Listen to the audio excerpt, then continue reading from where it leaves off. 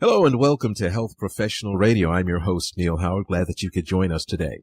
It's been just days since a Russian Airbus A321 airliner was crashed, many believing that it was felled as the result of a bomb planted by a known terrorist organization just days ago. With that so fresh in the headlines and in the top of all of our minds, our guest in studio today has come in to talk with us about how the looming threat of terrorism is, in her opinion, one of the top three mental health conditions or health maladies facing Americans today.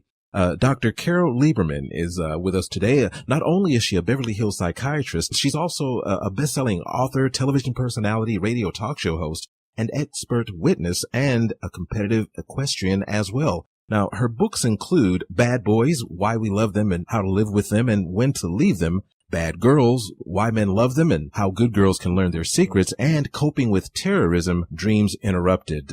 We'll probably get into the latter of her books with our subject matter today. How are you doing today, Dr. Lieberman? Fine, thank you. Pleasure to be with you. Thank you so much for coming on today. Now, you're an author, a television personality, a talk show host. How do you find the time?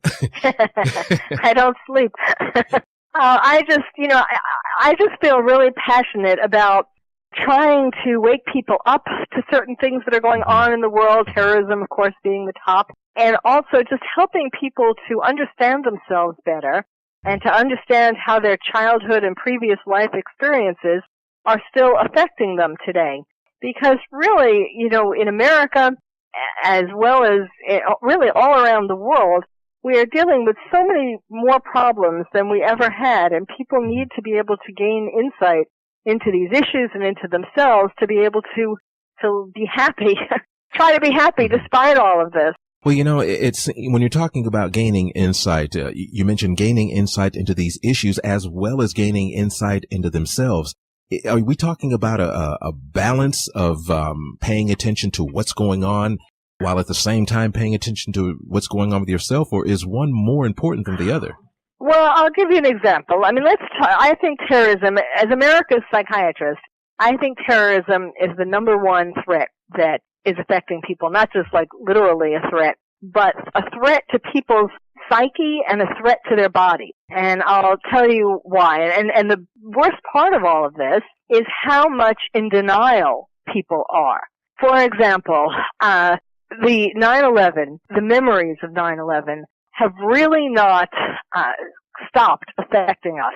We are still living with those memories hanging over our heads.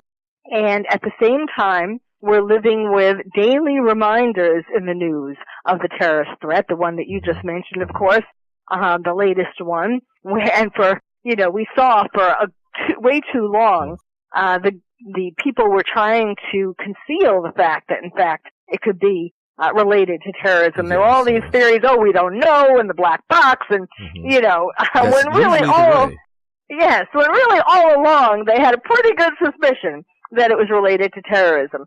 So people are going around, that's part of our mentality, part of the way that our mind protects itself is to try to not be overwhelmed with some of these issues.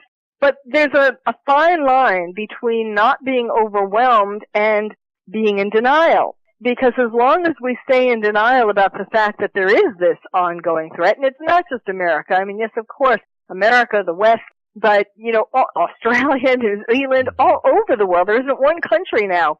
Even,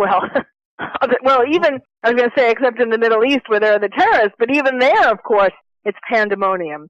So it's really important for people to wake up, and instead of denying that there ever, for example, in America is going to be another 9/11, another terrorist attack, it's important to wake up and realize that we need to do something every day to make ourselves stronger, physically and psychologically stronger. When you talk about being in denial, I understand that and I get that, but how much is denial because of fear, and how much is not necessarily denial, stagnation due to fear and wondering, okay, who's going to be the one to actually tell us what we can do about this problem? Yes, that's a very good point. There is that too. In the psychological term, that also applies to this is cognitive dissonance. Mm-hmm. In other words, on one level, we are intellectually aware. We can't escape from news reports all the time about, issues like the plane hit by the Russian plane.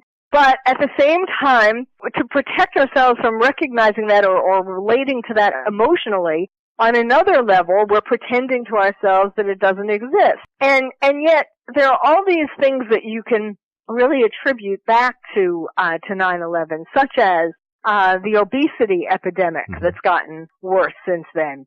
People are stuffing themselves as a way to comfort themselves. They're eating comfort food. Yeah. Yes, comfort food, because they still need to be comforted from this cataclysmic break in our security, this feeling, we never would have thought, we never did think before 9/11 that kind of thing could happen here. And other countries are experiencing the same kinds of shocking, London, for example, 7/7, that was their 9/11. This is really happening all over. And so there is fallout, and we do need to do things, for example, psychologically. We need to, a lot of things, we hear about different things to control our stress, to de-stress ourselves. And yet, for the most part, we don't do it. Like aromatherapy candles, or exercise, or positive self-talk. Yes. Getting enough sleep. All these things, that's physical and mental. All these things that we hear about, but we don't really, we don't have time for it, or we don't take it seriously. These are the kinds of things we need to actually incorporate into our lives. Now, and then, go ahead. As the author of Coping with Terrorism, Dreams Interrupted, some of the things that you're talking about, does your book describe what we can do in order to basically cope with our dreams being interrupted? Yes, absolutely. I've included 365, one for each day, things that you can do to try psychologically to strengthen yourself, strengthen your resilience, and physically as well.